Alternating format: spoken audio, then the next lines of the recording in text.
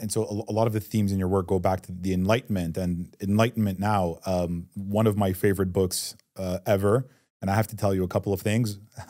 One good, one bad about it. First is thank you for writing it. It gave these vague hunches I had about the cultural climate much more clarity and perspective. But it's also gotten me into a lot of trouble.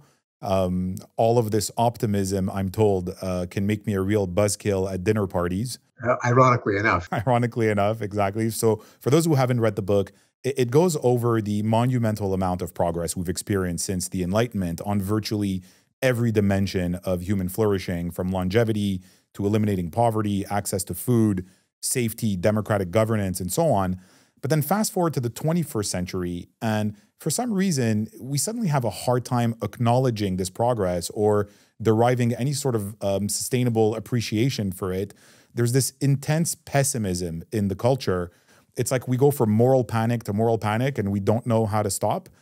You can show people all the stats that we live in the best time ever, but people are still consumed with negativity. In the book, you cover many explanations for this, some innate ones, like the negativity bias, to the incentives in the media industry, if it bleeds, it leads, to the nature of chaos itself. Progress tends to unfold slowly and incrementally in the background, while chaos happens loudly and all at once and sort of feeds into these media incentives. And you have this ringing line in the book where you write, intellectuals hate progress, and intellectuals who call themselves progressive really hate progress. And then it's the idea of progress that rankles the chattering classes. I love those sentences.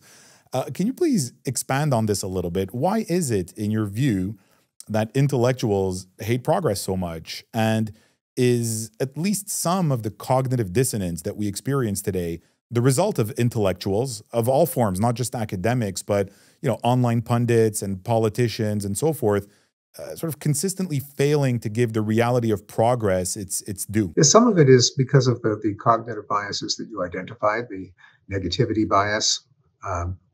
Bad is psychologically more potent than good.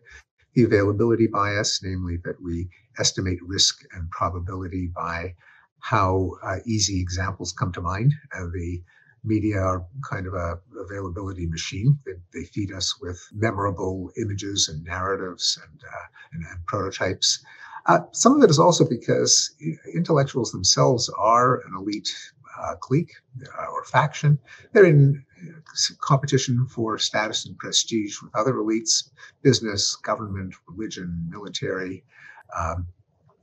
And some of this progress just doesn't happen in the way that intellectuals like, namely there is a theory that's articulated and implemented, and by carrying out the plan, things get better. Some of them are due to distributed as opposed to centralized forces, such as markets, which improve prosperity, not just in rich countries, but especially dramatically in poorer ones in the last 30 years or so. Changing social norms, very hard to engineer from the top down. So some of it is because these are changes that were never theorized. Some of them were. There was research on public health, on vaccines, on nutrition, the Green Revolution, but some of them happened kind of with no consultation or buy-in from intellectuals themselves. But also, as Thomas Hobbes said, competition for praise inclineth toward a reference of antiquity, for men contend with the living, not with the dead. That is, anyone who is in competition, criticizing those in power, criticizing their rivals, will want to emphasize how bad things are now in order to blame them on people other than themselves.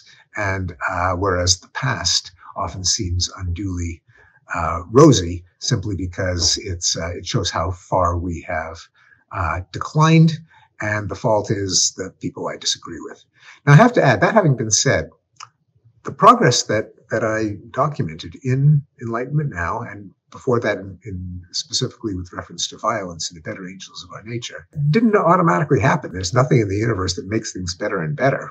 Quite the contrary, the nature is indifferent to our well-being, and there are a number of forces that constantly grind us down. There's the law of entropy. There are more ways for things to go wrong and be disordered than there are for things to go right and be beneficially ordered.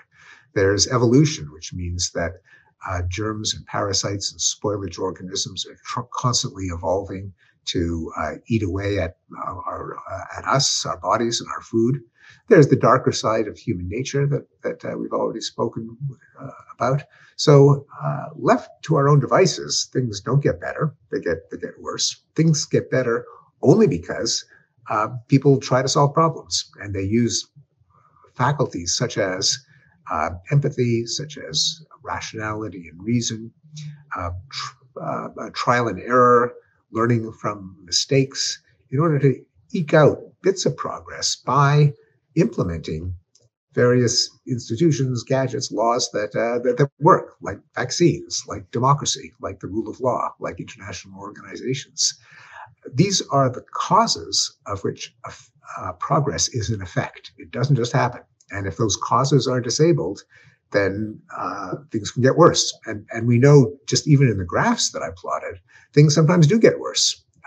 We know there are downward swings, there are notches, there are plunges. There have been periods in history where the world has fallen into war, even if the overall trend since 1945 has been for war to decline. We're in the middle of one such uptick now.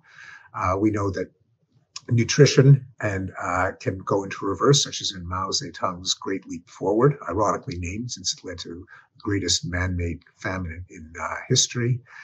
We know that crime rates, even though are far lower now than they were in the Middle Ages, but we've seen them fluctuate.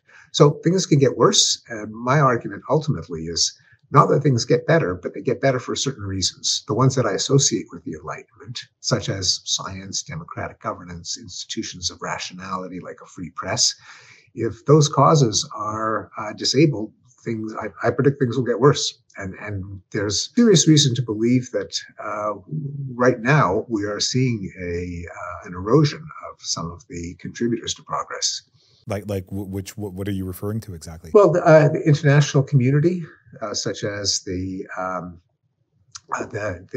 NATO alliance of mutual protection among democratic states of the North Atlantic, the taboo against changing borders by force or conquest. There's been a general idea since 1945 that borders are grandfathered in, and so are states. If you start to loose talk about one country absorbing another, I won't mention what those countries might be, or of conquering territory, removing borders, that can pull out one of the props that has kept peace going.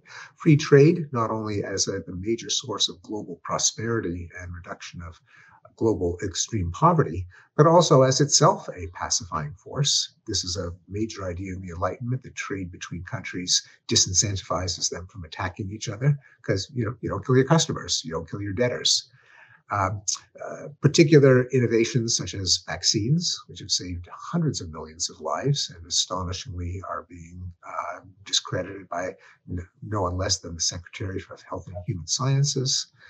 The kind of international aid that results in major reductions in death and disease, such as vaccines, antibiotics, advice for maternal care, bed nets that prevent the spread of insect-borne diseases such as malaria, with the zeroing or drastic reduction of U.S. aid. All of these programs might be threatened. So that's just a sample of some of the things that that I argued in both those books contributed to progress, which are now being disabled.